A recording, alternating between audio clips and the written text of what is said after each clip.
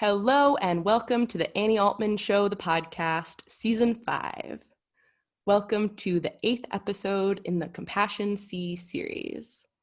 Today I'm here with Rae Dohar talking about how compassion can be silly and serious and whatever it means for all of that to come together. Thank you so much for being here, Rae. Thank you for having me. So Rae is a sex and money coach. I was just learning Rae lived for 8 years in Asia, has a BFA, and has worked as an actor and so many other things that are relevant, and also Rae's a cool human, and I'm so excited to be here with your butt mug on the podcast. Thank you. It has a front too. And that handle looks like a nice grip, and the butt cheeks seem nice to hold. Mm-hmm. It's a great investment. It was a great investment all around. A great investment. I'd love for you to share a little bit in your own words about however you feel like being introduced to this particular podcast or want to introduce yourself. No pressures, just how you want to give a 2-minute bio on yourself or what you love about yourself, what you love doing.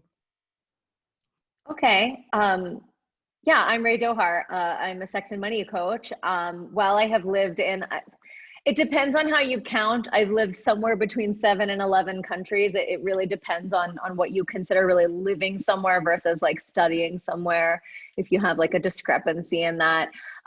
So while I've lived, somewhere in that range of places, I currently live in Mexico City, in Mexico.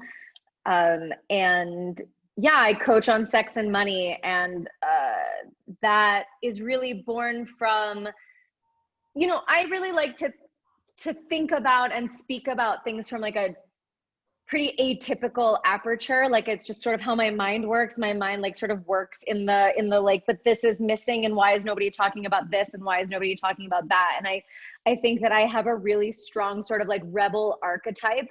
And that worked against me for a lot of my life. And it made the first, I don't know, I guess we could 27 years of my life really difficult, because if you are a rebel who lives from the archetype of rebel and not beyond it, then you always need something to push against. You always need something to resist in order for your mind to work and in order for those gears to sort of turn. And I notice this a lot in my clients, regardless of how old they are. I have clients older than me, younger than me. It doesn't really matter. But I notice that energy is still really present. And I would say somewhere around 27, which coincides with when I moved to Saigon. And then especially really accelerating in the last year or so, just looking at what if everything was just for me? What if everything was working out for me? And what if instead of being a rebel who had to rebel against the what is, I was a rebel brave enough to sort of go ahead, right? Something I say a lot is leadership by definition means going first, right? So that can mean selling something, putting out your offers before somebody's buying them, no shit, right? We say that, but then if you're a budding entrepreneur, or if you're one of my clients who wants to shift your offerings, because I coach so many people, I coach so many entrepreneurs, even though I don't identify as a business coach at all. It apparently is a huge part of my work. It really requires I'm really against, I guess, the witch hunt. I think the way that things sort of go now in the healing journey is look for problems and then solve them. Look for your problems and then solve them. Look for your problems and then solve them. Versus what if I just set my sights on my own divinity? What if I just set my sights on my own alignment and the organic, natural flow and expression of my alignment? And therefore, anything that contradicts that, anything that stands antithetical to me being in the having of that which I desire, will automatically arise to the surface to be healed and cleared, because that's the nature of nature. Mostly I talk about sex and money because, again, to bring in that sort of rebel archetype, to bring in that irreverence, there's spaces that a lot of people, don't have a lot of confidence in speaking. There are places where a lot of shame lives. There are places where a lot of guilt lives. There are places where a lot of grief lives. And so as a result of that, that's where my work lives, to be sort of radically irreverent in the face of things that we don't talk about, to remind us that in money and in sex, we are all ultimately God consciousness expressing itself for our own purpose. Hi, I'm Rae Dohar. I'm from Ohio. Nice to meet you. Damn. Yeah. Wow. I that is a huge theme that I think about a lot with sex and money, and also with food, of how much, and we're getting a nice exclamation point on this of blowing, that shame is such a central theme in these things that it can be hard to even realize how much it's there until you start going through it. And part of what I've been hearing and experiencing is that if you shame, if you're like you were describing, of like, find the problem, solve the problem. For me personally, a lot of that turned into shaming myself for feeling shame, and making it that, like, focusing, this is funny, focusing so much on the problem rather than, like you were saying, focusing on what do you want, what does make you feel good, what does connect you to your divinity, to yourself, to the whole Right. picture. Because otherwise you just have to manifest a series of problems. Otherwise, like, you don't know how to grow without a problem. Yeah, like you were saying, of that pushback too, and how I feel that in terms of something that stuck with me for a long time was someone who once defined, or not defined, it was talking about feminism and the different waves of feminism, and they shared that something they noticed was that a big part of what happens with the pushback and that sort of toggle of like, what does this mean and what is whatever, is defining based on the other, and like you're saying, of that resistance and that push. Mm-hmm. And so Right. Feminism is a really logical reaction to patriarchy, but it is still a reaction versus, like, what is it to be, and I see this a lot in sex coaching. I have no problem speaking out against this. I'll rebel against this all day. The gender binary needs to die in a fucking dumpster fire. And I refrain from using feminine and masculine in my work because, like, I'm really fucking bored about, can you be in your feminine? Like, what does that even mean? You put on a tutu, and I guess if you're cis hetero, because that's all that any sex coaching is for, apparently, your partner puts on like a lumberjack costume while I'm ribbon dancing in a tutu, and then we have sex in the missionary position because I'm in my feminine and he's in his mat. And, like, boo. That's like the most bargain basement budget version of polarity that I'm so bored.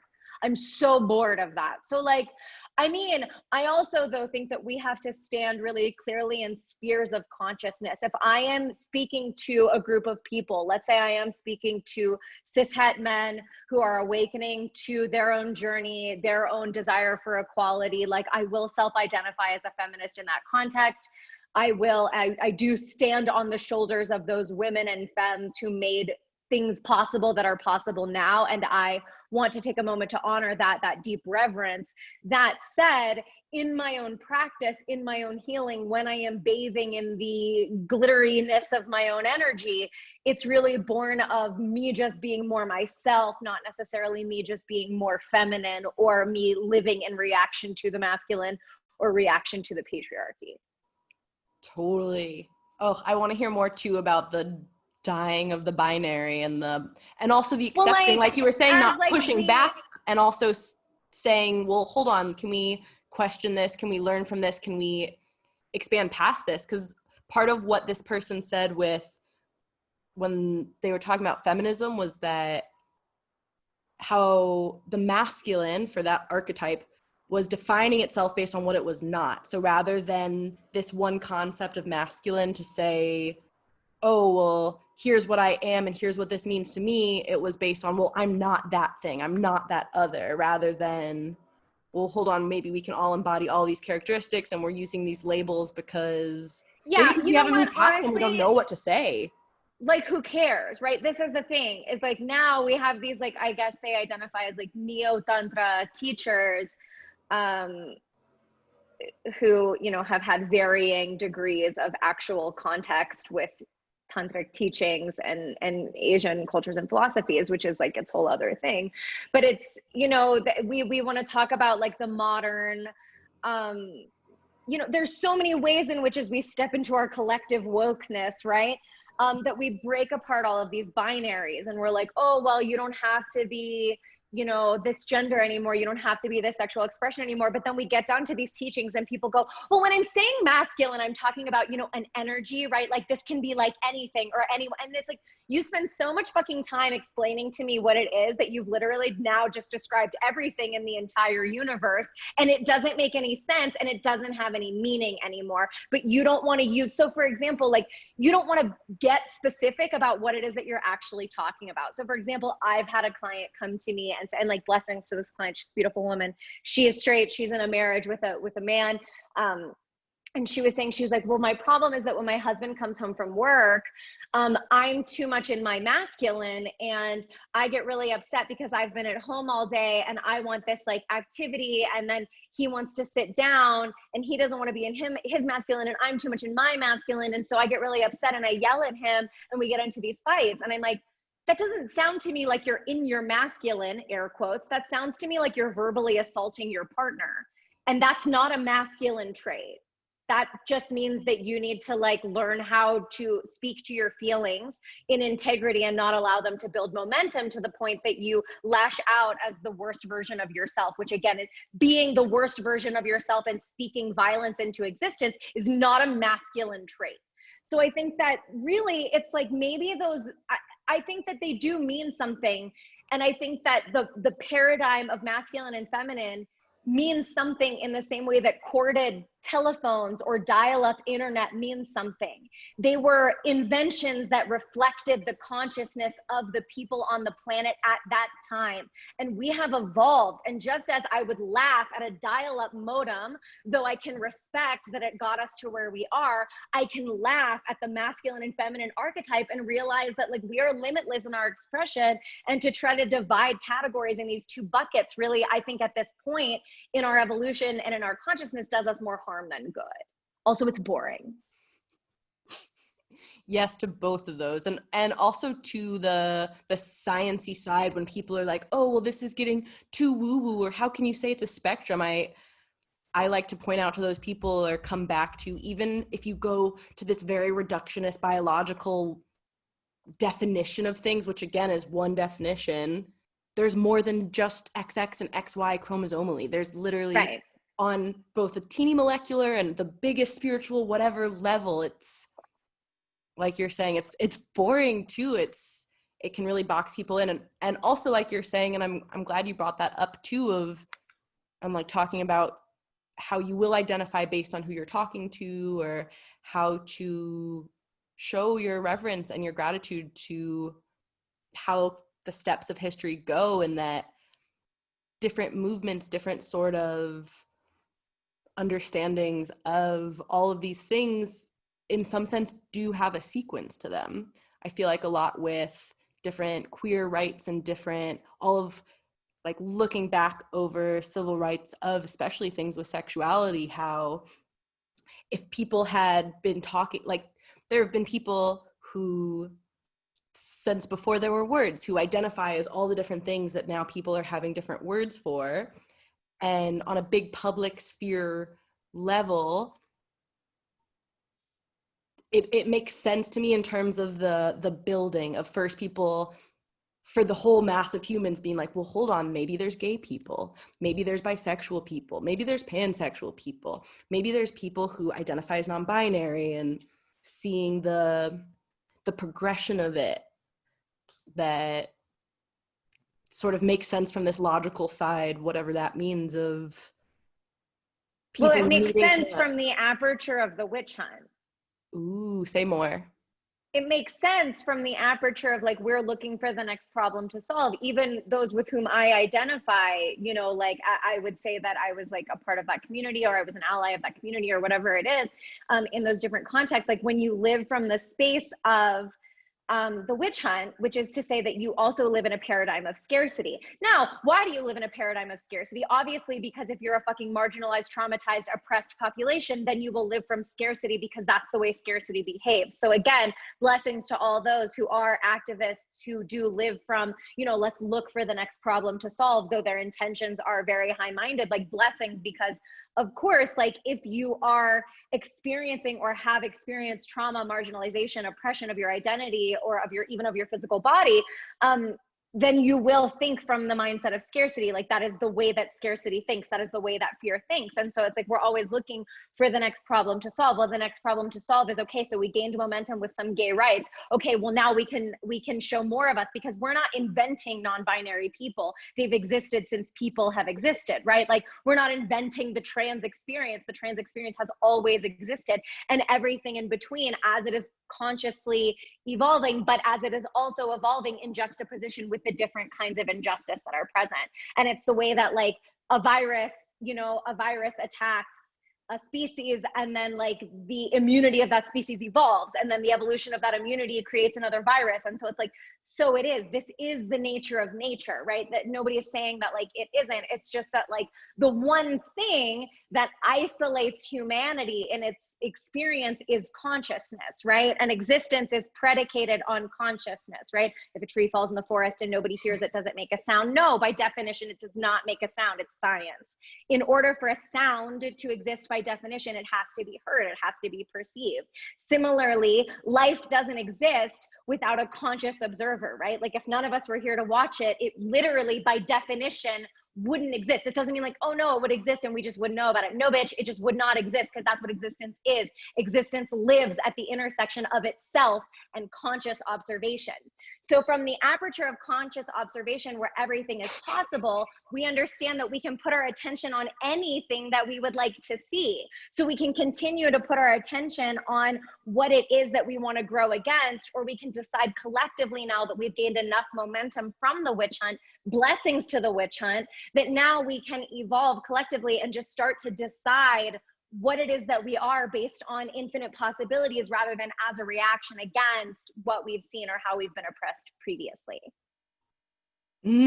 Fuck yeah, I love to the bitch in there, like the casual, like, hey bitch, like come on.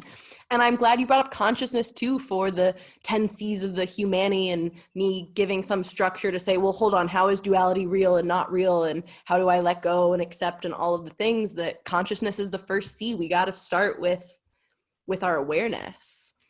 I'm curious too, you brought up abundance mindset, and how does that fit in with you in terms of also for the duality for this, potentially a binary, again, quote unquote, of abundance mindset versus scarcity mindset? And how do you reckon both of those? Well, scarcity mindset exists as a reaction against that which we do not prefer. But scarcity mindset exists so that what can be born in us is a desire for abundance. Then as we hold ourselves into abundance, we hold ourselves in alignment to that which we desire. We can give that as much momentum as we can, until inevitably something knocks us out of center, because again, that's the nature of nature, right? You can't have a one-sided coin. And so then we fall back into scarcity, or we slow our momentum, or we start even reversing. It's not really reverse. Time and space are kind of constructs, but I mean, we could say reversing, because we would start then to have things that were antithetical to that which we would prefer, perpendicular to our preferences, I would say. And then once again, what function does that serve? I mean, on the macro, if I really believe that life is here for me and for my delight and for my pleasure, and I am God consciousness manifesting my experience, then why would I have scarcity? Well, I would have scarcity so that I could have catalyzed in me again a desire for alignment, a desire for oneness, right? So what is the function of, well, duality is also so many different things, because duality gives me the experience of being in this body. Duality also gives way to me having my human visceral experience in this body, and to have gratitude for the cells and the mitochondria and the blood and the fascia that make up the me that I am, so that I can use this body as a vessel of that consciousness to again experience oneness. Right? So they both exist to give desire for the other, right? This is what the energetics of sex is, right? I feel this so full in myself. I feel so full of my own erotic divinity. I feel so full of my own sensory experience, of my own pleasure, of my own desire, that it overflows into the manifesting of another partner.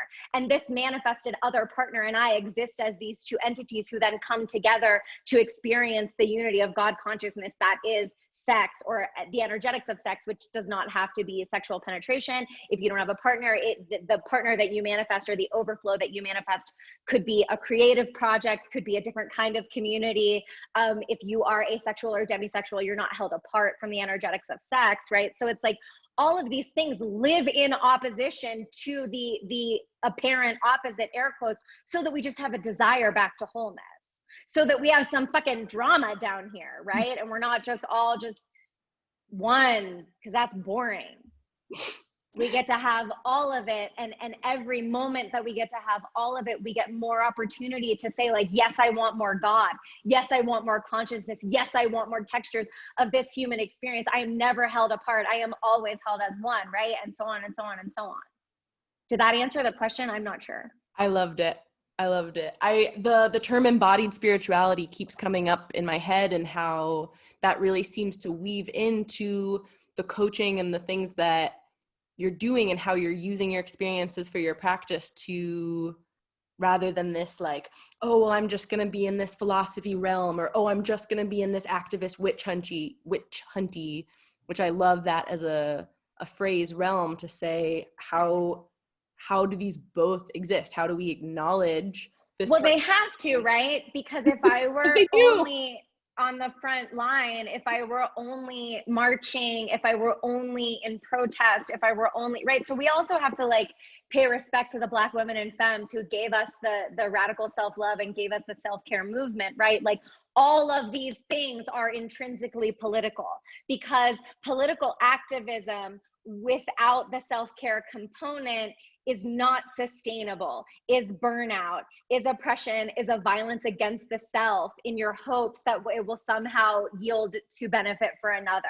And you can't, you can't pour from an empty cup and all of those tropes, but then doing all of the self-care practices and not using it to show up to give more of the world that you want to see. And not to say that like marching and activism is the only contribution that one can make. There are several ways to be of service, but by using the self-care and not doing anything with it, we could say not taking inspired action, you're like a light hoarder.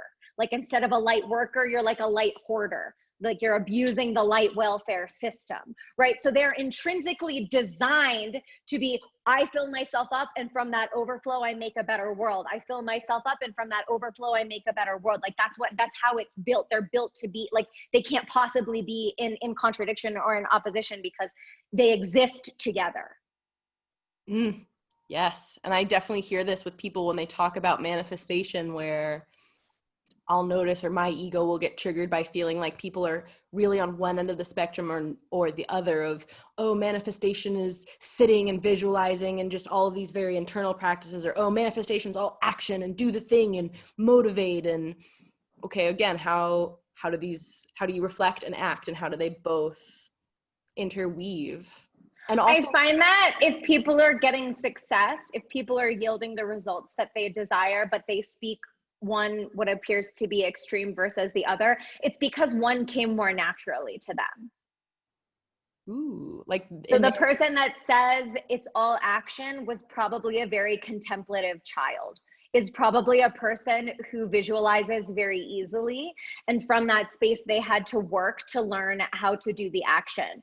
I find the people that say, oh, it's the meditation component that did it for me, were people that were real doers, and they thought that they had to do first and then receive second, versus feeling how you want to feel and being led. This is like all there's my dog in the background. This is all I talk about all day with my clients.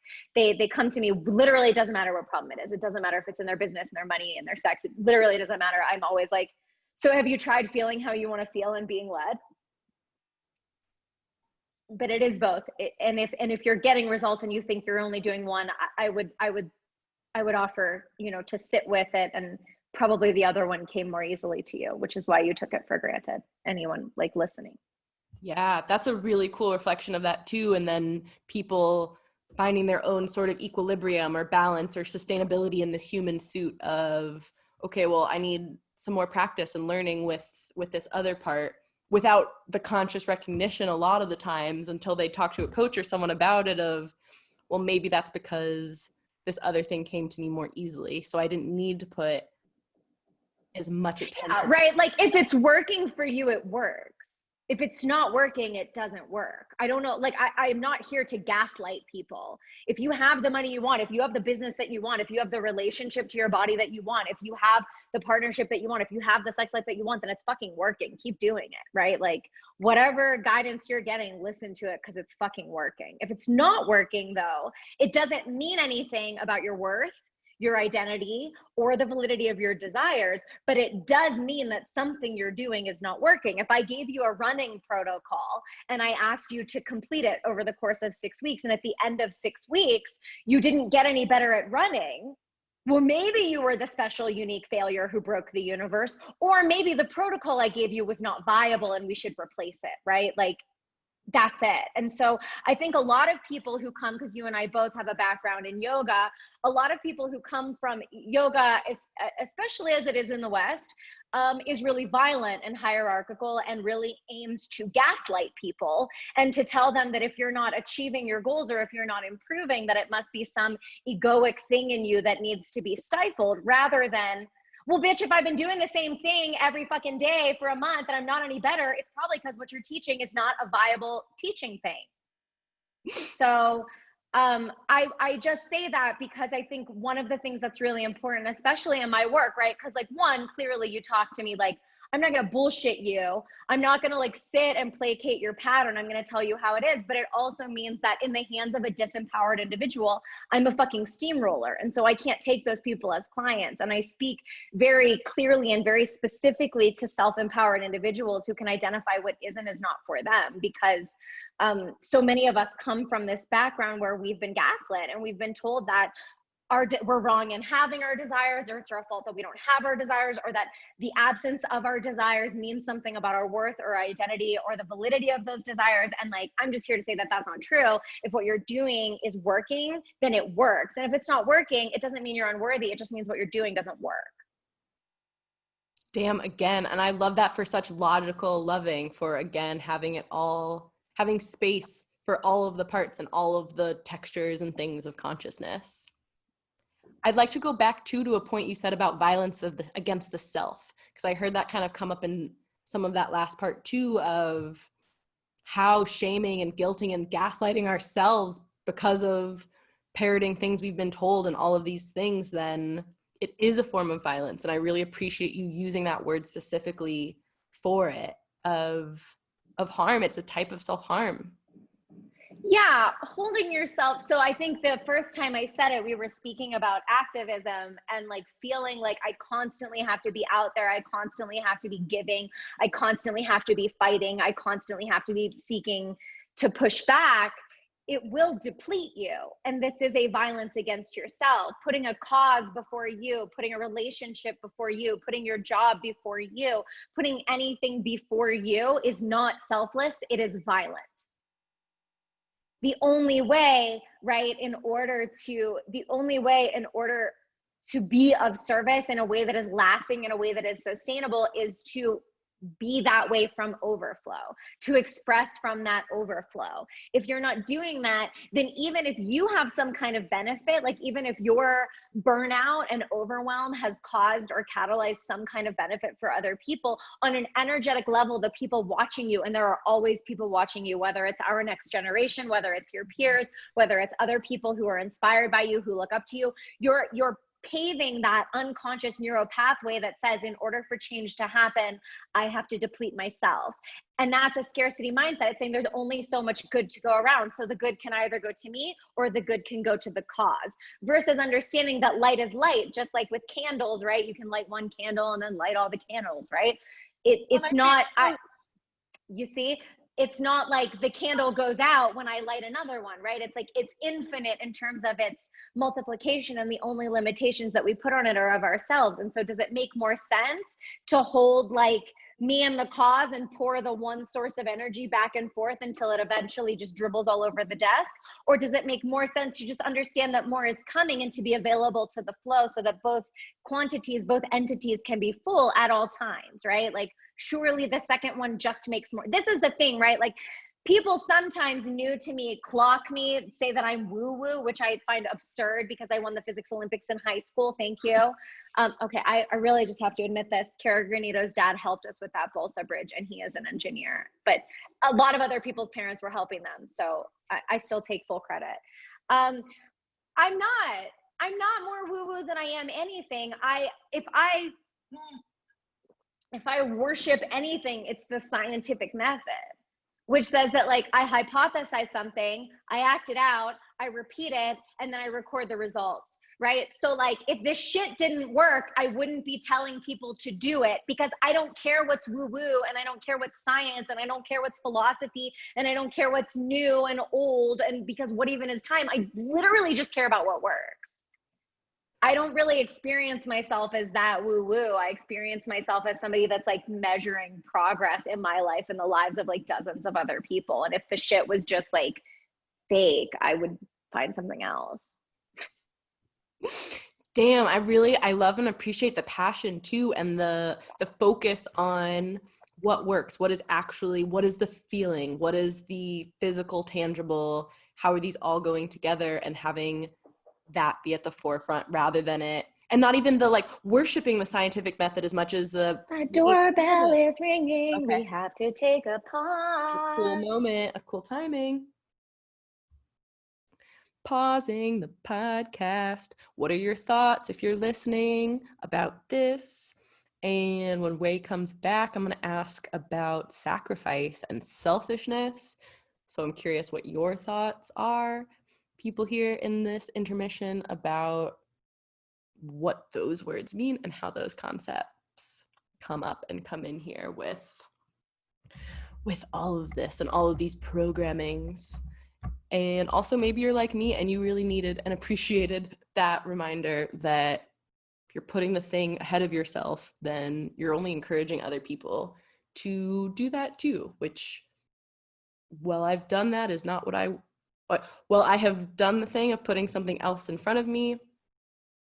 I would not encourage a friend to put some cause before they're taking care of themselves.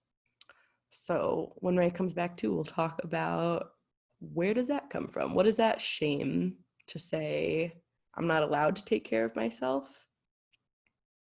What are your thoughts and feels?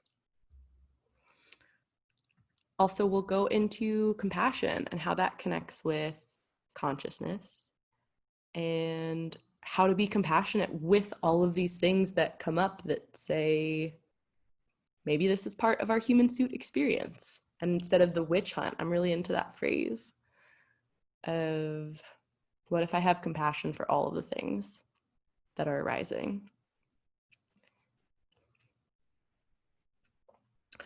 Doom, doom, doom, doom.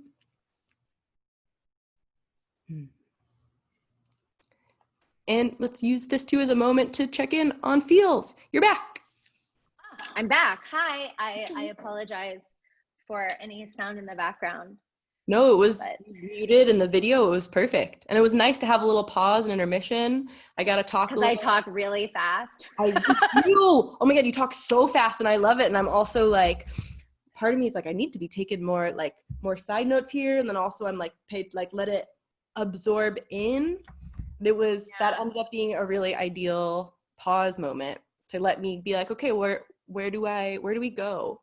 One of the first things I'd like to come back to is talking about, and I would love your perspective, your thoughts and feelings on the word selfish and also on the word sacrifice, because I very much, and for the Capricorn memes, needed, so thank you much for that reminder that, hey bitch, if you're putting this cause above yourself, you're encouraging other people to do that too, which is not what you would tell any friend or any person you love. And with my One Human show and all of my things, I have absolutely done that, of saying resource distribution needs to be solved. People need basic resources. They need food and shelter. And so let me put however I'm going to pursue this cause ahead of myself, which then led to me having issues with my own food and shelter and security. Who'd have thunk? To say, right, hey bitch, you have to take care of you, and you have to. Well, because the presupposition was that there wasn't enough. And so this is what redistribution is. When there's not enough, we have to redistribute what exists, versus when there is the infinite, then we can continue to distribute until everyone has what they need, right? The idea of resource scarcity comes from the same thing as toxic capitalist culture. Capitalism by itself is just a tool, right? Like I've been, and I have to acknowledge this is my privilege that has allowed me to spend a lot of my adult life living in communist countries. But like I've lived in communist countries, I've lived in the global South, I've lived in countries with free healthcare, I've lived in capitalist societies, and like they're all just tools. The energetics underneath them is the same no matter what. But what permeates all of them is the presupposition of scarcity, and it kind of turns them all sour and limits all of them, right? So it's those small people, the small group of people who benefit from everyone else believing in scarcity are the same group of people who perpetuate the myth that it's air quotes lonely at the top. It's not. It's so delightful at the top when everyone is so conscious and so aware and so knowing that they are loved and so filled and so fulfilled and living from overflow. It's not lonely. It's incredibly beautiful, versus what it is to be in a crowd of people who live in scarcity and to be in a crowd and feel so alone, right? So yeah, selfishness is in a way the most selfless way to be, because the other thing about thinking that you know what's right for other people presupposes that you know what's right for other people, and like you don't, I don't, right? So my job, for example, as a coach or a facilitator, is to give people back to themselves, not to live from the place of, hey, let me do for you what you can't do for you, because then I'm reinforcing the narrative that you can't do for you, and that's not really the truth. So this looks like, but it looks like both things, right? What does this look like in the tangible? It's like, well, acknowledging, right, that we have, for example, a world now where our infrastructure, our buildings, especially where I live in the global South, that makes life easier for people, able-bodied people, right? So like, yes, these structures need to change because the way that we have built our infrastructure makes it look like we value able bodies over disabled bodies, right? So that's one thing. But the other thing, the internal side of that, is removing all the obstacles and all the scarcity within myself that says, wait a second, every single person in every single kind of body has their own unique, but this is the fucking purpose of duality, has their own unique aperture of God conscious, has their own unique wisdom, has their own unique contribution. And my job isn't to do for others what they can't do for themselves. My job is to show up so that there is an equitable as fuck world, so that everyone's contributions can shine, because that's their own intrinsic divinity. And it's my job to remove all the fucking bullshit sunglasses I'm wearing that make anyone in front of me not look like God. Ooh, I'm all fired up and goosebumpy at that focus, that definition of duality, to say, okay, well, if duality has a purpose or a job, if we're going to give it a, like, why the fuck is this here? It is that. It's to celebrate each individual's uniqueness and to remember that everyone can contribute. And this is something that I reflect on so much with, well, what will an equitable world look like when we remember that there's more sex to be had, there's more money to be printed, there's more food to be grown, there's water falling, that, wow, look at all these people then who have the time, space. Well, I'm so glad that you're saying this, because I feel like we have these conversations about the utopia, and then everyone goes, yeah, and we'll all just be past money again. And like, that's fine. But if who gives a fuck? Paper money is a symbol with old dead people on it. Paper with old dead people on it literally means nothing. It could go away tomorrow, or we could go back to the gold standard, or we could go back to the barter system, or we could go back to feudalism. Well, I rent an apartment, so maybe this is sort of feudalism, but it doesn't matter if we don't heal the alignment, the beliefs that exist within us. If we don't eradicate scarcity from our own hearts, we can all throw away money tomorrow and we create the same fucking shit in something else. Like your friend who's in 5 different relationships and somehow all 5 of them are the same fucking boyfriend. That's because she hasn't healed that unworthiness, that scarcity, that self-violence, that self-abandonment that exists within her. So it carries over in every iteration of relationship. If we don't heal our own scarcity, if we don't heal these limiting beliefs, we can throw away money tomorrow. We can introduce any currency that we want tomorrow, and we'll act out the same fucking bullshit because it exists within us. And so if you want that utopia, right, have it now. If you're not having heaven on earth now, you're sure as fuck not going to manifest it. If we just like give you something new, you'll just do the same shit, right? Like these fucking crazy ass white men who want to colonize Mars when they can't even figure fucking recycling out. It's like, well, baby, those problems exist between you and you, honey. And they're just going to keep manifesting bigger and bigger and bigger, amplifying more and more and more. That is the energy of money, right? I say this, like the energy of sex is a creative energy. The energy of money is an expansive or cumulative sort of multiplication kind of energy. So one creates and one expands on what already exists. And they kind of just go back and forth, refining each other forever and ever and ever. Ooh, that's cool to see the overlap. And also, I would love to see you do like a 1-minute stand-up bit of like your advice for Elon Musk and be like, baby, what's happening between you and you? Like, I'm sending you a lot of love and like, what the fuck, dude? Like, because I feel like Elon, you miss your sesh. Just had a couple comments on some of the things I saw you tweeting about. I really feel like we should probably workshop this. I'm going to send you a couple of journaling questions in PDF, and you just get back to me at your earliest convenience. I know you love a voice note. All right, have a good weekend, babe. Yes.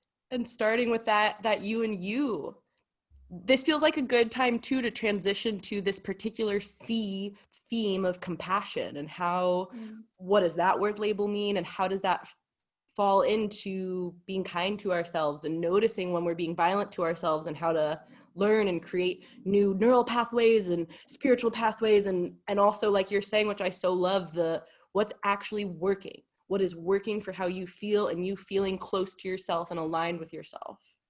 Yeah, so I want to start by, actually unredefining a separate word that is real. I promise you, I hope you trust me. I eventually get there in the end. And that word is discipline. And we hear discipline now through the lens of punishment and reward, because we live in that paradigm and we hear everything through the lens of punishment and reward and blame, versus the paradigm of responsibility, versus a disciple, right? Same etymology of discipline. A disciple etymologically, right? So like, for example, we know about Jesus. Christ's disciples weren't his like stooges. They weren't like blindly following him. He didn't say like jump and they like jumped off the bridge or whatever. They were his students, right? So to be a disciple is to be in your studentship. And so to have discipline is to self-study, is to study whatever it is, the energy of sex, the energy of money, and to have a high level of studentship. So I want to talk about having compassion, having a disciplined compassion. And what I mean by this is, so often when we hear compassion, our ego, human, 3D version of ourselves gets super turned on and excited and keyed up because we think it's time for empathy. And it's this really immature empathy that says, oh, boo, you feel like shit? Cool. I'll feel like shit next to you. I'm not holding you accountable to anything better, but you like me more when you're not alone and we both feel like shit. Ooh, so a disciplined compassion says, how do I stay in the wellspring of my goodness, in the wellspring of my wellness, while still honoring the what is? And that can be within my self-compassion for myself. Can I stay trusting into my own intrinsic goodness while still feeling, oh God, I'm so ashamed that the person that I love left me, nobody that I love, it seems like nobody wants to stay, or I feel so embarrassed that I abandoned myself again, or I feel so lonely because I haven't found my people yet. Can I still feel into the wellspring of my goodness, my wellness, my divinity, while holding space for the what is as just another face of God, right? Because it's through that allows me to alchemize that shame into something that's actually beneficial. Similarly, in my work, if you call me and now you live outside of me, right? Now you're a manifestation that looks like it's not from within me, even though it is. And you're telling me, oh yes, my partner left me, or I abandoned myself again to get into this argument with my partner, and then he left me anyway, and this, that, and the other. And oh yeah, and here we are. Now we're down here. I came down here with you. And I'm like, yeah, fuck them all, hoes, dem hoes, versus what it would be to stay in my alignment and to feel into my goodness, and also to hold you accountable for your goodness. And to say, wow, I see you and that feels so hard. And not to fall into story about it. And to the extent that eventually you're able to hear it, not to force you beyond the truth of your moment, but as you have the space to hear it, and as I can be sensitive to that, to draw you in and to say, yeah, but maybe this was an opportunity to realize, knowing what you want, the first step of knowing what you want is seeing more of what you don't want. And taking responsibility that like, hey, but in this moment you called me and not him, and that's a step in the right direction, and you didn't go back again, and like, how wonderful is that? And like, he didn't know how to appreciate you in this way because you didn't know how to appreciate you in this way, and how can I reflect that God consciousness to you, and how can I honor you, and how can I hold you in that, right? And so through that, I can have compassion, right? Compassion, I can be together in our shared passion without going down this rabbit hole of shame and guilt. And I don't have to assume the worst of both of us in order to be held in your field. I can hold space to invite you up with me so that you can rise and we can meet there. And so it's a sort of like disciplined compassion, because you can't constantly yield to the lowest hanging fruit. Oh, and a devoted compassion too. I'm thinking of the very first podcast guest, who is a friend of mine from college, who is in rabbinical school now, wrote this article that's really stuck with me about devotion over discipline. And those words in my head have really become connected, or when I hear one, I kind of go towards the other, of how they overlap and how they relate. And I'm hearing a lot of what you're saying of being devoted to that higher self, for that language of it, being devoted to knowing. And I'm also hearing, like, with spiritual bypassing, I'm really glad you brought up the other end of the extreme, which is some other label of some psychological bypassing, where if you're just like helping someone lick their wounds the whole time, that's another bypassing on the other end of the bell curve. So I'm glad you brought that too, of like, again, where's the middle ground? Right. I mean, the weird thing is that, like, we as humans are very simple, and it's so weird because we're so obsessed with binaries and dualities, and yet we like are so shocked when they appear. I can't think of a species that's like more obsessed with breaking everything into a binary, but then when you have to hold two opposing thoughts, or that which in like the psychological realm we would call cognitive dissonance, that we're so shocked that happens. I don't understand. This is incredibly dualistic for me, for like a society of people who are obsessed with binaries, that like when you see one that you didn't like predict, you're like, oh, shock, awe, gasp. And like something that I think is really important, and it's like a constant practice of mine, is like looking for things that appear to be opposites, right? One of my like golden rules is death to absolutism. And when I see things that appear binary to me, I see it always as my job to like grow, to use the language of my mentor, to grow the depth of myself, to understand how those two things are not in opposition. Ooh. They never are. They always work together. Yeah, which sounds like the compassion you're talking about when you're working with a client, of how do these... Or with a friend. I mean, I don't speak to my friends. I don't coach my friends. I don't coach my lovers. I don't coach my family. I don't coach anyone who doesn't fucking pay me for it. Word. But it's all of the relationship, even though the tools that I might use and the things that I might offer are different, because the contract of the relationship is different. But it's always coming from that place of like, I invite you to rise. Why would I waste the opportunity for us both to rise? Ooh. And that is its own sort of compassion, or its own sort of a reverence for that word too, with you, of without putting rising as like the goal and the, oh, I need to do this, the why would I not? Yes, exactly. So a big part of the work with my clients, one-to-one clients, and you'd think I'd be able to just tell people to do this shit for free, but trust me, it's a clusterfuck when you live it. Is like deciding how you, there's like a little method, but like basically part of it is like deciding how you want to feel and practicing feeling how you want to feel. And it is wild to me how much resistance and how much like bullshit comes up, and how clients in the beginning are like, this is so hard, I can't do it.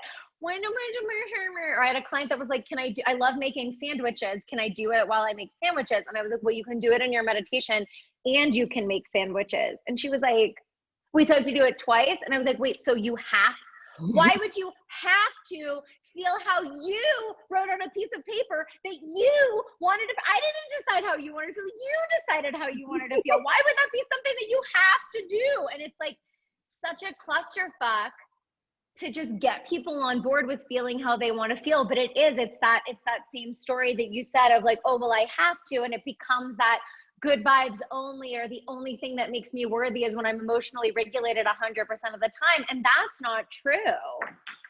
Nothing negates your worth or your identity or the validity of your desires. Nothing. But if you can feel like anything, why the fuck wouldn't you feel the way that you wanted to feel? Hello, humans, what are you doing? It's so real. It's so human to have. Shame is part of the human experience. And also, if you can choose to notice it and focus somewhere else, turn on a different channel, put your energy into something else to rise, like you're saying, why would you not? And just be like, bring it along, because shame will alchemize on the way up, just like water boils if you keep raising the temperature. So you don't have to cut yourself up like meat at a butcher. You can just be like, all right, shame, well, I'm going. You coming or not? Let it come up with you. It will become something else. Ooh, that water metaphor I love, for the part of me that loves the literal sort of a metaphor. Like, come on, shame, get in the car. Oh, I love a good metaphor. I love a good extended metaphor. And everybody's allowed in the car, but only I'm allowed to drive. Right? Fear's not allowed to drive. Shame's not allowed to drive. Everybody's allowed to come, because I don't disallow any part of myself. This is another thing I teach a lot about sex, is like anything can come to sex. The reason so many people feel scared about sex is because they feel that they have to cut themselves up like meat at a butcher, and only this part is welcome, and only this shape is welcome, and only these sounds are welcome, and only this look is welcome, and only these emotions are welcome. And that's bullshit. I'm not interested in fucking part of you. I'm not interested in being fucked by a prime cut of somebody.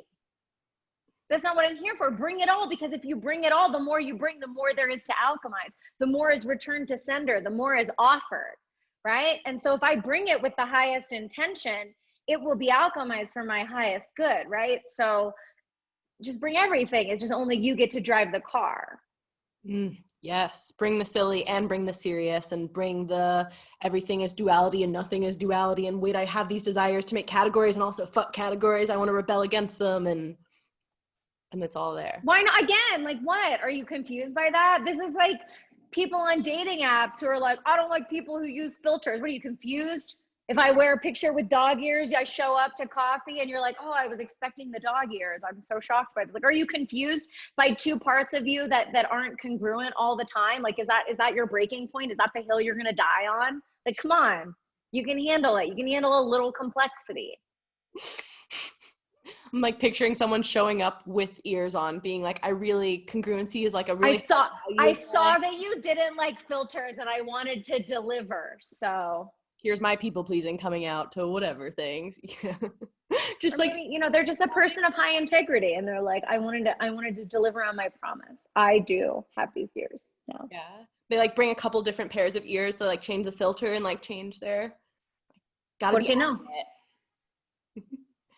I'd be curious too, if you're open to share some of, when people do coaching, I always get curious, and like with therapists and therapists going to therapy, how do you integrate, balance, sustain, whatever words of the part, like coaching yourself to a point, and also you're not your own coach, like you mentioned your mentor, and knowing that to go into duality here again, we're all our own guru, we're all our own coach, and also we need other reflections and other people outside of us. Yeah, but this is like what I mean by an empowered client. So like I have a coach and a mentor, and also a personal trainer, and also, you know, several people that I look to because I live from such an empowered place. And from that overflow, why would I not pay powerful, beautiful, amazing women to reflect back to me? Like I get to hire them. It's not like a lot of people like, oh, you're a coach and you have a coach. So what is this, like coach MLM? And like, sure, there are some like bro marketers out there. That's what they do. A lot of people in any field are fucking bad at their jobs. Are you surprised? Like, I don't know what to tell you. But no, I get to. From my overflow, why wouldn't I use my resources to pay other conscious, amazing, inspiring people to further inspire me, to mirror greatness back to me, to show me more of the world that I want to live in that exists just outside of my own mind? So like I choose to. I've been working with my mentor, I think, for 7 years. And then my coach, it's been one-to-one for like 6 months now, but I've been working with her in a group container for like 2 years or something like that. And so that's my choice. Like, why wouldn't I? If the answer, why wouldn't I? If I woke up one day and was like, oh, I've decided to like really be in my own energy and to bathe in that for a season, like I would just honor that, you know, I would just honor that. But like, yeah, do I have a standalone meditation practice every day? Non-negotiable? Yeah, I do, because that's what is alive in me and that's what works for me. And that's what's appropriate for me. And I think that it's always that. It's like getting finer and finer in the tuning of your radio frequency, because you have to. It's interesting, right? Those dualities. You have to become more refined and more specific in order to move more energy. So like the more money I make, the more clients I have, the more impact I have requires a level of sophistication and maturity and a higher level of integrity, right? Which is something that I really care a lot about. One of my foundational beliefs is like, you don't have to sacrifice any of your integrity in order to have wealth, have abundance, and be of service. Even though we don't have a lot of models for that. I do believe that it can exist, right? So and you're through that, you know, modeling it. To interject that, like you are doing it by saying, also, I have my own practice and I have a coach, and I'm going to honor whatever the things are. Yeah, and maybe when I'm like way fucking richer, I'll still be modeling it with a much bigger audience and without watering down my message. Like this is really what I desire, is like the absolute potency. But like people can handle it. I'm so tired of this like belief that like people just can't handle shit. I'm so tired. When people can handle it. People can handle the truth. People can handle the complexity of the human experience. People don't need to be babied. People don't need to be lied to. People don't need sugar on top of everything. Which goes back to that point you were talking about, when how helpful is it really to say, oh, you're suffering and sad and misery loves company, so I'm just going to be sad with you and let me just give you like tiny crumbs of a little bit better. It's just so inefficient. You know what I mean? It's just like putting lettuce on a Happy Meal. Like the lettuce alone is not going to negate the effects of the Happy Meal. Oof. And that is sort of, I feel like you like the term, or you've seen the TED Talk of fuck budgeting, and to say we only have, efficiency does matter, right? Time is a construct, and we have infinite energy, and also these human suits have some finite amount of ATP energy in them. But again, also like, sure, it doesn't matter when you arrive, but if you have the choice, would you not arrive faster? Like, I'm sorry, like, can we just, again, it's like the same thing about, I'm not going to gaslight you and tell you that like, oh, it's your ego that's driving your yoga practice. It's like, no, bitch, I bought this like 3-month membership, but I'm not getting any better. That's on you, isn't it? I mean, if I'm showing up and I'm doing what you say, like that's a co-creative experience, right? So it's like, if I have the choice, wouldn't I choose it now? Wouldn't I choose it here? Wouldn't I choose it for me? And really choose from your own higher self, your own most you-ness, to say, right. Okay. And I love too when you brought up that example of, you wouldn't blame the running program, or you wouldn't blame the yoga practice or the studio or the whatever, as much as this is not compatible. This isn't working. There's like, I'm hearing. I would blame the running program, and I would blame the studio. I would. And I've worked extensively in movement. Actually, I would. I think that there are movement modalities that are not viable. That period. That, like, we're the cure-all, or we're the, like, this is the right way to do it. Yeah. Yeah. Of course. And when they are propagated by like dead rapists who don't have any background in movement, I think it's like a fair criticism. Yeah. Oh my God. I love that too. Dead people on paper and dead rapists who are saying those are both great stand-up bits. And it's a really interesting thing, the tidal wave that occurred, which is like its own other podcast, of Eastern spirituality being introduced to Western culture and the interface of that matrix of privilege of like the guru student power dynamic, but also like the Western versus Eastern teacher from the global South power dynamic, versus like all of these different waves of privilege and the way that they come together to just produce incredible waves of violence that ironically the practice itself can teach you to heal.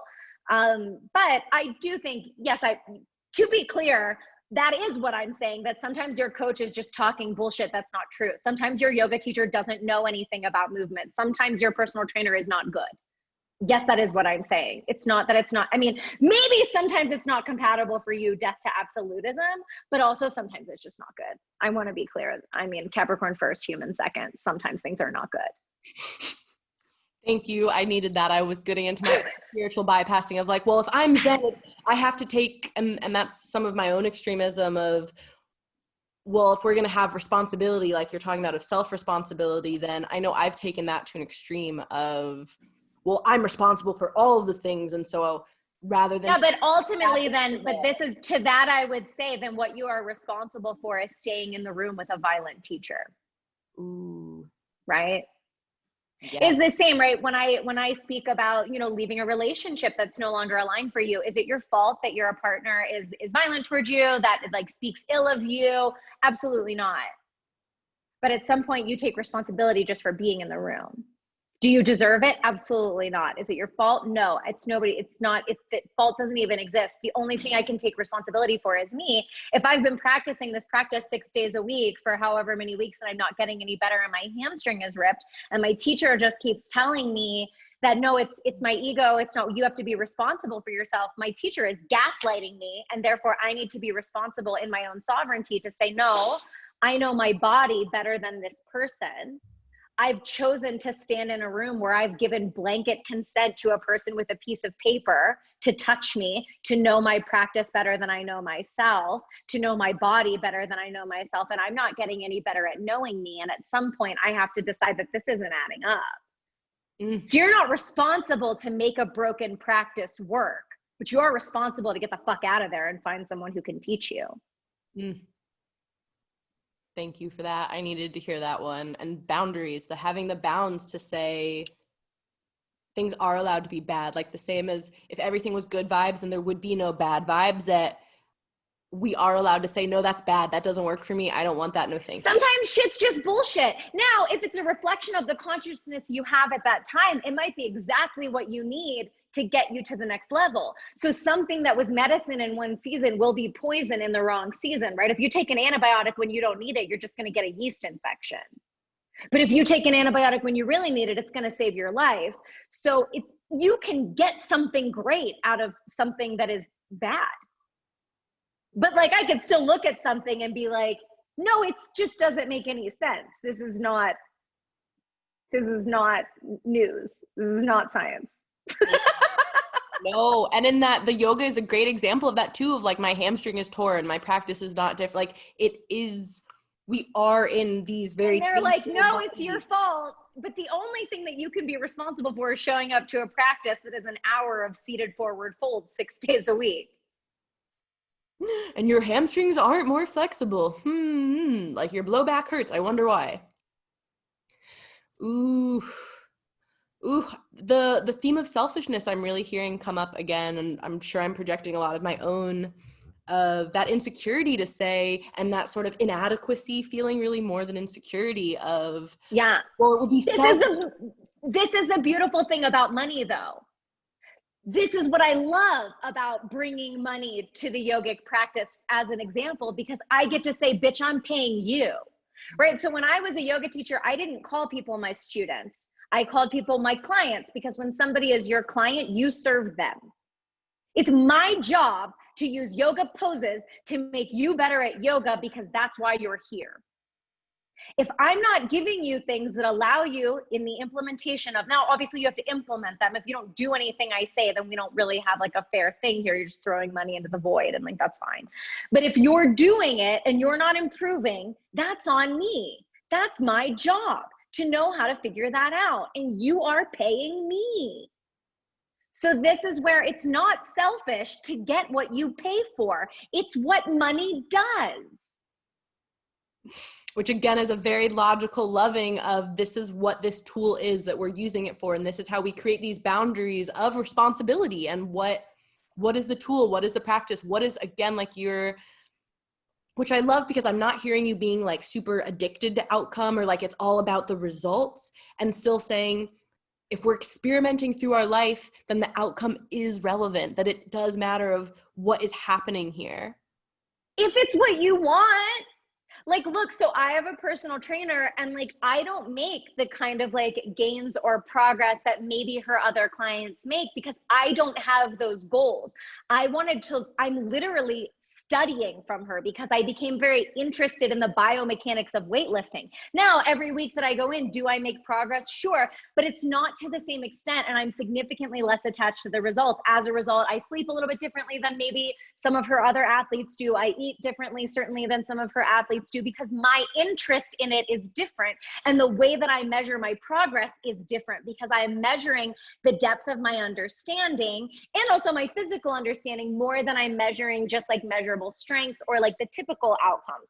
So it's like any kind of teacher-student relationship or client-mentor relationship. If everybody is empowered, we're both clear on what the fuck we're doing. And if it's not working, it's not working. It doesn't mean that you're unworthy or that you did something wrong. It doesn't mean that I'm shit at what I do, but it might mean that. But it does mean that like something needs to be fixed, because your desires are a gift from God. And if I'm not helping you further your journey toward your desires, then I'm standing in resistance to that. And so like, let's clean it up. Cause like, why wouldn't you want your life to be good? I don't understand.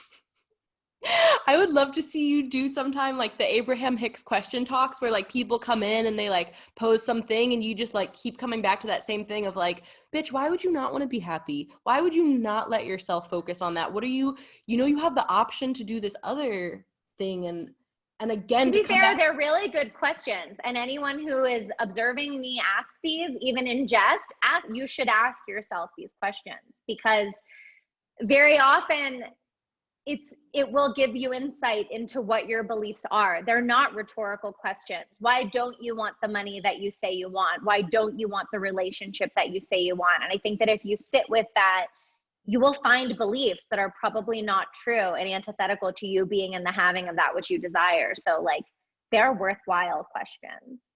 Also, I super appreciate the comparison to the Abraham. Thank you. Yeah. Oh, I would love to watch you do the like, people come up and you're just like loving and giggly and silly and serious of, okay, here, like, first, get clear on what you want. Second, be clear on what is resisting and what is your resistance to that.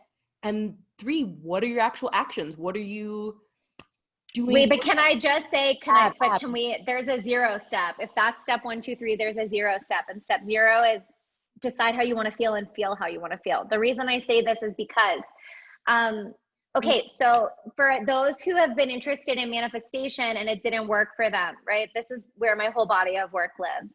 And my whole like method that I give to my one-to-one clients.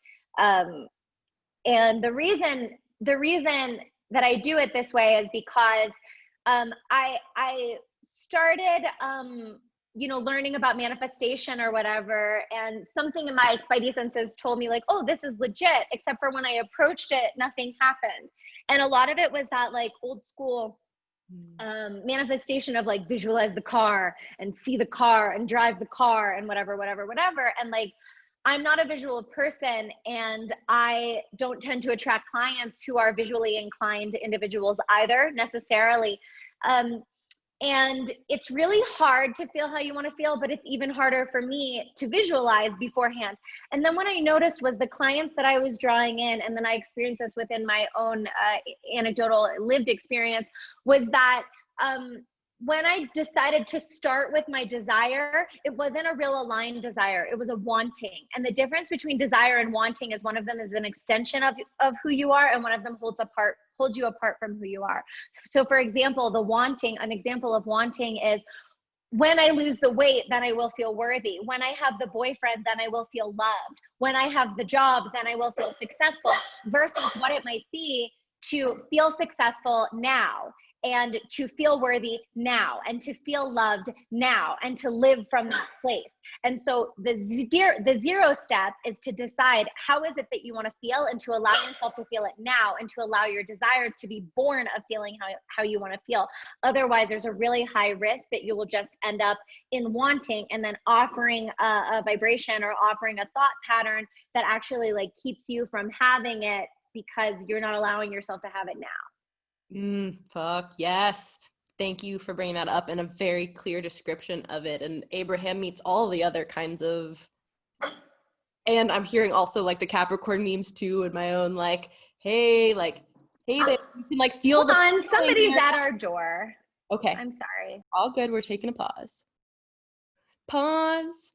Do you feel your feelings when you're hearing this? What does that even mean? I think we're going to close with how that relates to compassion, and how duality relates to that too, to say there's room for all of the feelings, there's room for all the different desires, and also where is it coming from? Cool timing. So I'd like to kind of somehow piece together these different parts of compassion and duality, and saying, well, also for the woo-woo of the parts of non-duality that include duality, and also the parts to say compassion for the whole range of feelings, and also compassion for the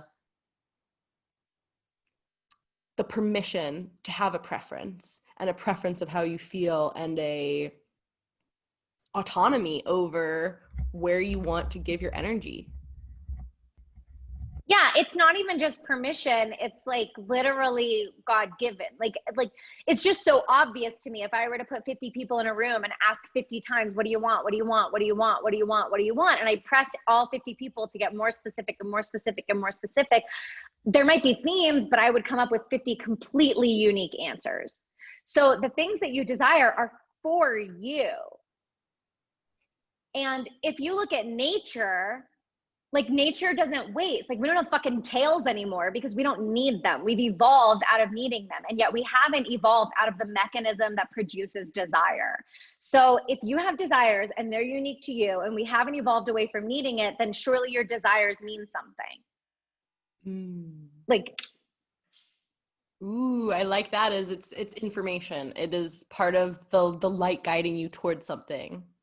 Or I would say your desires are a gift from God, and your gift to God is the having of them. Oof. So it's not actually you getting what you want that's the gift. The gift is the desire itself. And your gift back to the divine is your journey into being in the having of it. Because when you have, if what you want is love, then when you have love, the universe has more love. When you have more money, then it's another conscious, kind-hearted person who has more money. When you have power, when you have influence, that's another conscious, kind-hearted person who has power and influence. When you have whatever resources that you want, the universe is delighting in being in the more having of it. So why would you hold yourself apart from that? Because when you have more, everything has more is more. More is more. This doesn't make any sense. More is empirically more. Ooh, I feel like that might need to be the title instead of compassion is more, and more is more. And that's okay. Because again, I'm hearing in my limiting beliefs and the things that I am unlearning and relearning of selfishness, and that same theme to say you're allowed to want more. You're allowed to be happy. Hey, this is the advice you would give to anyone you love. This is what you would remind. But you only get more. This is what I don't understand. Every time you breathe, you only get more breath. every day you get of your life, you get more days. You're not like, well, I'm not going to use today, so let's give it to somebody who doesn't have one. That's not how it goes. Or like, oh, I haven't been sick in 2 years, so I guess I'll just take the hit and then somebody else gets a turn to be well. Scarcity is not how the thing actually works. If I say no to something, it doesn't go to somebody else. It just gets wasted. So if you say no to everything that you want in your life, then your life doesn't get passed on to somebody else. That potentiality isn't for anyone else. More is only ever more. So you can have, it's not that you have stasis or you can have more of what you want. No, you can have more of what you want or more of what you don't want. Those are your two options. So much damn. Yes. But it's just because it's true. Yeah, because it's true. Because it's so true and so clear that it isn't, the duality isn't more or less. The duality is more of what you have a good day or no day at all, and somebody else gets the day. I get to have a good day or I get to have a bad day. Oof, that is a clear. I get to have good sex or bad sex. I get to have a year of abundance or a year of poverty. Like, if we're going to use duality, let's like make some logical sense of it. Let's use it as a tool for more compassion, to say, why would you not be more compassionate with yourself? Why would you not, like the same, coming back to again, why would you not choose to be happy, to be in alignment, to be close to yourself, to get there faster, like you were saying? Like, why would you not? If you have that option and these are your two options in this 3D realm and why would you not? And if you're not, then I would really ask yourself the question, why would you not? Because I think it will reveal some beliefs that probably need to be cleared. Which we'll send in a journaling exercise prompt to Elon Musk, I feel. Hi, you want to talk about it? Come on, hire me. Oh my God, I would give money time. Oh, I would love to see that happen. That would be so cool. Wow, I am all fired up from this. I'm glad to know that you are here with the More Doing More and the empowering people and the living by example and leading by that example, to say, I'm embodying this in my life and that's why I'm coaching it. I mean, I hope that's what all coaches are doing. Hopefully what we're all doing is leveraging our lived experience for the greater good. Yes. And like you were saying, but you know, like I said, lots of people aren't good at their jobs, so it's not a guarantee. Yeah. Maybe I'm not good at my job. I don't know. You are to the people who are working with you because they're working with you. And also, to go to your point again, if people are getting the results that if they are, it works. What can I say? Yeah.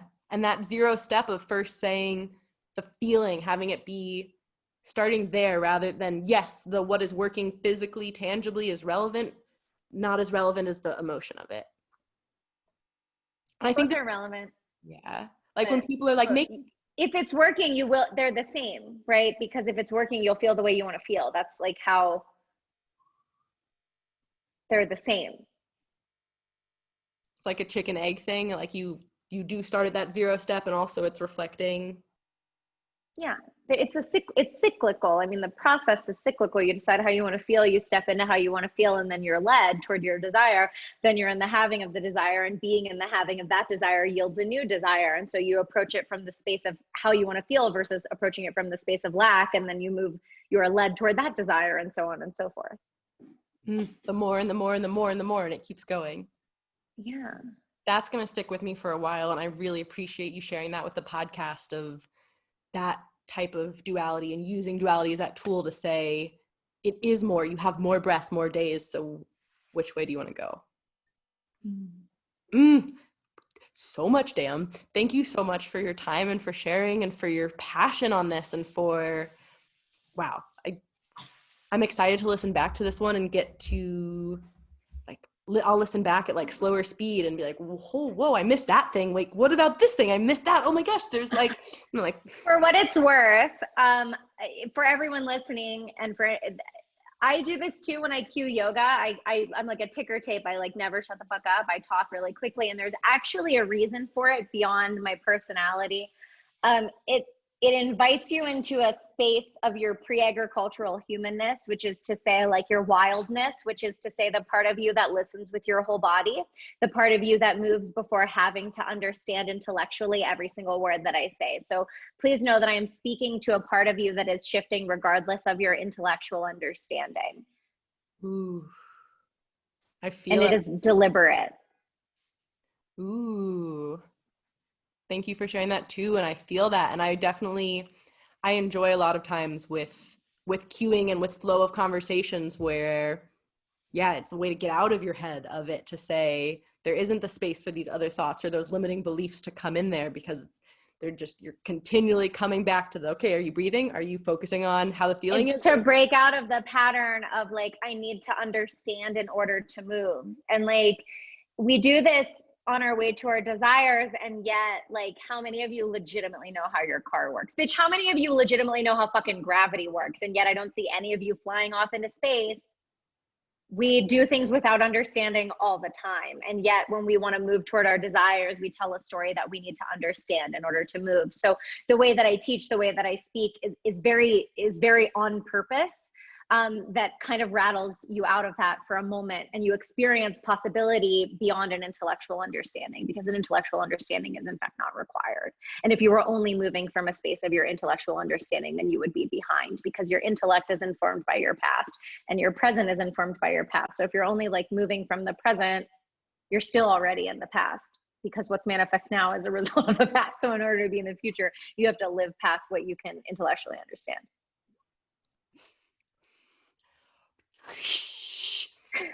Which again is like such a cool cluster fucking duality, that you're using this intellectual and this like super focus to say, okay, this is cool and this is great. And also like it's using the thing to move past the thing, which I love.